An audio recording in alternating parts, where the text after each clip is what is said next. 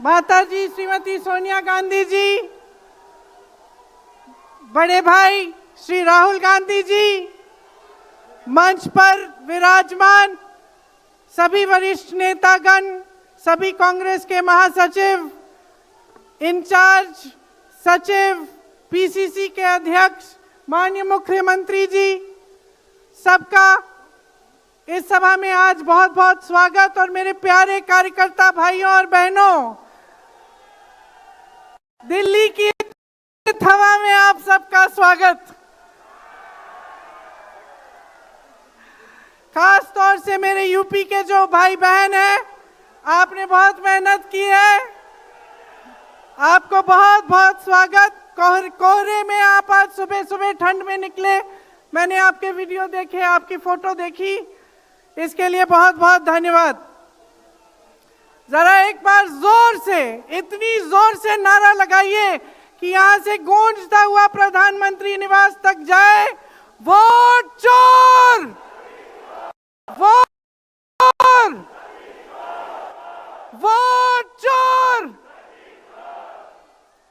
ये वोट क्या है, इसकी कीमत क्या है हमारे जीवन में, इसको समझना बहुत जरूरी है।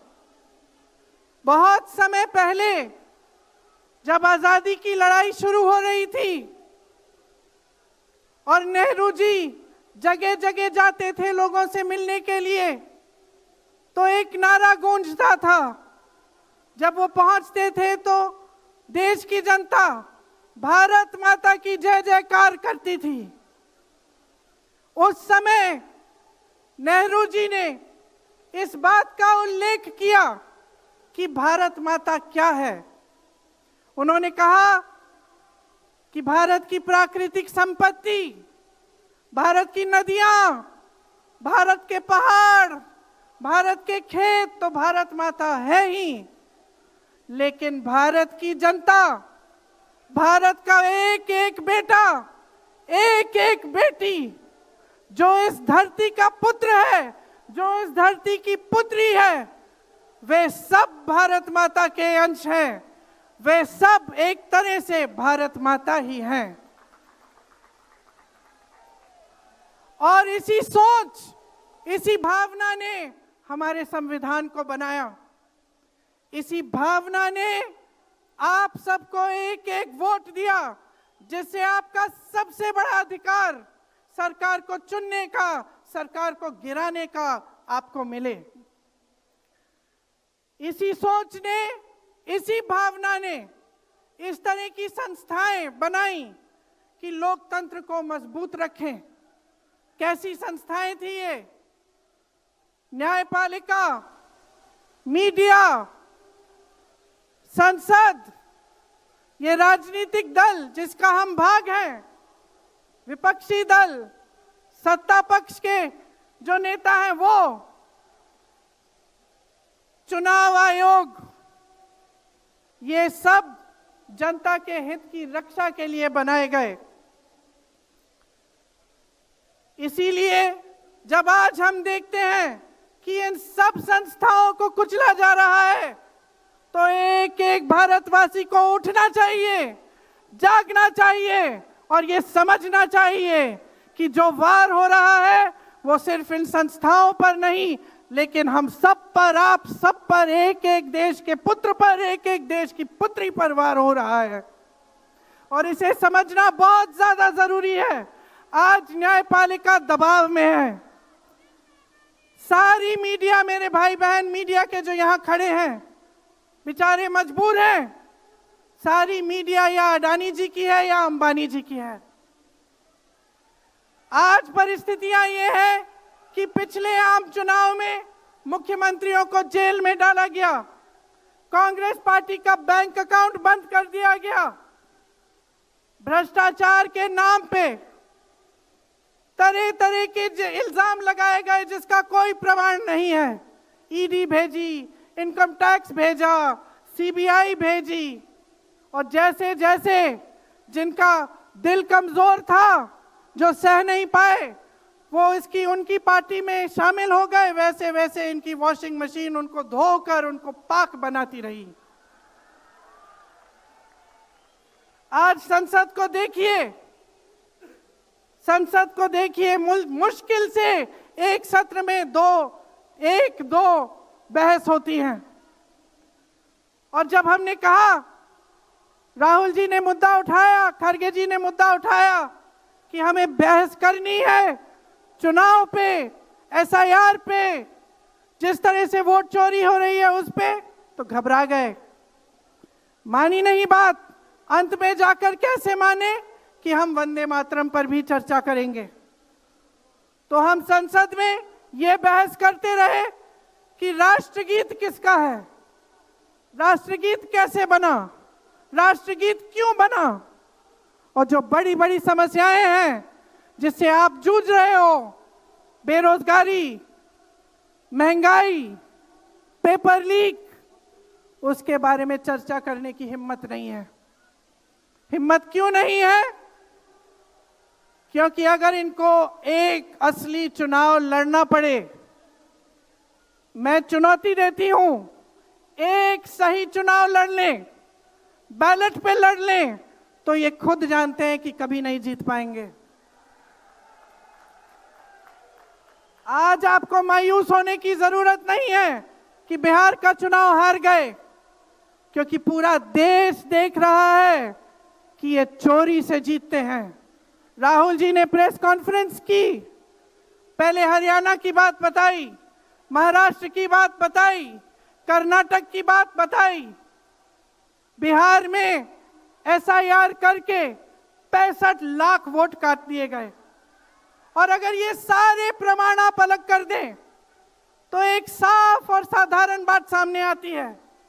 आचार संहिता के समय 10-10 हजार रुपए आप पहुंचा रहे हो, कोई आपको रोक नहीं रहा है। चुनाव आयोग आंख बंद कर रहा है, आंख मूंद रहा है। तो अगर ये चुनाव चोरी नहीं है तो क्या है? इनके पास जवाब ही नहीं है। ये जानते हैं कि आज के दिन जनता इनसे नाराज है। देखिए, हिले हुए लगते हैं। संसद में मैं देखती हूं, आत्मविश्वास घट गया है, आंखों में आंख मिलाकर नहीं देख पाते, सामने से गुजरते हैं तो यूं आंख झुका देते हैं। आत्मविश्वास कम हो गया है, घट गया है, अपने आप में विश्वास घट गया है, क्योंकि जनता का विश्वास भाजपा से, इनकी सरकार से, प्रधानमंत्री मोदी जी से, अमित शाह जी से सबसे हट चुका है।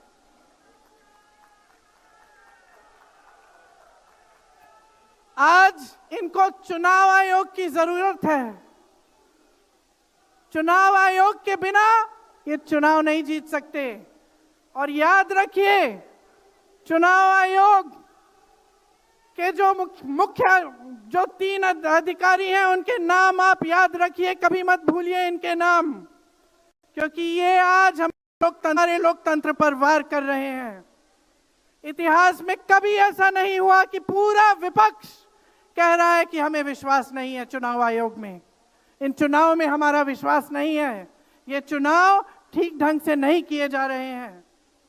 चुनाव की घोषणा से लेकर वोटर लिस्ट, आचार संहिता, प्रचार, मतदान, मतगणना, ईवीएम और नतीजे से तक हर कदम को, हर चीज को संदिग्ध बना दिया है इन्होंने।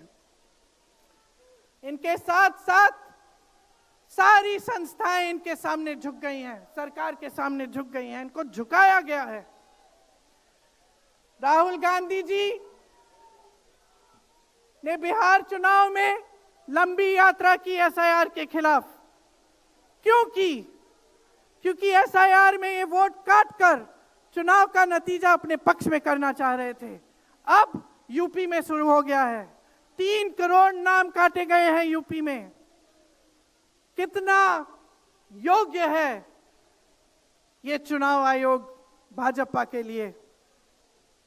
ज्ञानेश कुमार, सुखबीर सिंह सांधू और विवेक जोशी, मेरे साथ बोलिए, ज्ञानेश कुमार, सुखबीर सिंह सांधू, विवेक जोशी। ये देश इन 3 नामों को नहीं भूलेगा। ये चाहे कितने भी बड़े बड़े, ये कितने भी इंतजाम कर लें इन लोगों को बचाने के लिए, एक दिन इन्हें इस देश को जवाब देना पड़ेगा कि किस तरह से इन्होंने हमारे वोटों का अधिकार हमसे छीनने की कोशिश की, किस तरह से इन्होंने साजिश रची। हर मोर्चे पर यह सरकार विफल है, हर मोर्चे पर। आज डॉलर 90 रुपए का हो गया है। जब 60 रुपए का हुआ था तो कौन रो रहा था सड़कों पे? कौन रो रहा था सड़कों पे? नरेंद्र मोदी जी बार बार कहे जा रहे थे, आज क्यों नहीं बोल रहे हैं डॉलर पे? निर्यात लगातार घट रहा है, आयात महंगा हो रहा है, विदेश नीति फेल हो गई है इनकी। हाथ पकड़ के चलते हैं ट्रंप जी के साथ, बड़े बड़े राष्ट्रपतियों के साथ, लेकिन जब समय आता है तो देश के साथ कोई खड़ा नहीं होता। यह है इनकी विदेश नीति। और इनकी नीति कि देश की सारी संपत्ति अपने दो चेलों को, अडानी जी और अंबानी जी को पकड़ा देते हैं। यहां देश का नौजवान महंगाई से जूझ रहा है, बेरोजगारी से जूझ रहा है, पेपर देता है, लीक हो जाता है, कोई उसकी सहायता नहीं है, नशे की तरफ जा रहा है, बेटिंग ऐप में पूरे दिन बिताता है। और बेटिंग ऐप चलाया कहां से जा रहा है? कहां से चलाया जा रहा है? सूत्रों के मुताबिक प्रधानमंत्री के ऑफिस में ही एक शख्स ने बेटिंग ऐप के साथ में घोटाले किए हैं। इसकी चर्चा होती है क्या सदन में? क्यों नहीं होती? आपकी बेरोजगारी की चर्चा होती है, महंगाई की चर्चा होती है, मेरी बहनें यहां खड़ी हैं, आपकी सुरक्षा की चर्चा होती है? न सदन में होगी, ना बड़ी बड़ी रैलियों में करेंगे ये लोग, ना आपके पास आकर आपसे बात करेंगे, आपके हालचाल पूछेंगे, आपसे पूछेंगे कि किस संघर्ष से आप गुजर रहे हो, कैसे जी रहे हो। क्योंकि हिम्मत नहीं रही इनकी, हिम्मत नहीं रही। जो था, जो बना था, जो 75 सालों से सबने संघर्ष करके बनाया था, वो सब तमाम बिगाड़ रखा है। तो मैं यहां लंबी बात नहीं करना चाहती, आपसे सिर्फ ये कहना चाहती हूं कि आपका ध्यान भटकाने के लिए रोज रोज ये कोई नया मुद्दा निकालते हैं। आप खुद देख रहे हैं, आप अपना ध्यान केंद्रित करिए। ये वोट का अधिकार आपका सबसे बड़ा अधिकार है। इन्होंने सब कुछ खत्म कर दिया है, लेकिन सच्चाई आप देख रहे हैं, सच्चाई आप आज समझने लगे हैं। और वो सच्चाई आपकी सच्चाई है, आप जीते हैं उसे। ये आपका अधिकार है जो आस्ते आस्ते आपसे लिया जा रहा है। हमारी एक लंबी लड़ाई है, भारत माता की आत्मा की रक्षा की लड़ाई है।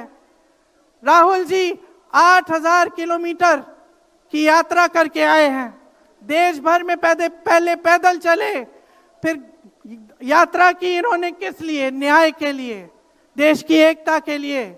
हमारे अध्यक्ष जी खड़गे जी इस उम्र में मैंने देखा है 47 डिग्री की गर्मी में हेलीकॉप्टर से उतरते हुए ऐसे बड़े बड़े मंचों में पसीने से लथपथ, लेकिन झुकते नहीं हैं, हटते नहीं हैं, चलते रहते हैं। ये है हमारी कांग्रेस की शक्ति। ये वही शक्ति है जिसने स्वतंत्रता संग्राम में हमें आजादी दिलाई। ये वही शक्ति है जो सच्चाई से पीछे कभी नहीं हटेगी। ये वही शक्ति है जो आप सबको यहां लाई है, आज आपको ये संघर्ष की शक्ति दी है कि इस माहौल में इस समय आप खड़े रहे अपनी पार्टी के साथ। ये देश की महान जनता है और हम अपना दायित्व समझते हैं, अपना धर्म समझते हैं कि हम आपके वोट की रक्षा करें, संविधान की रक्षा करें और आपके अधिकारों को मजबूत करें। इसलिए आज हम यहाँ आपके सामने आए हैं ये कहने के लिए कि हम लड़ते रहेंगे, हम कभी नहीं झुकेंगे, हम कभी नहीं रुकेंगे। धन्यवाद, जय हिंद। ಗ್ಯಾರಂಟಿ ನ್ಯೂಸ್, ಸುದ್ದಿ ಖಚಿತ, ನ್ಯಾಯ ನಿಶ್ಚಿತ.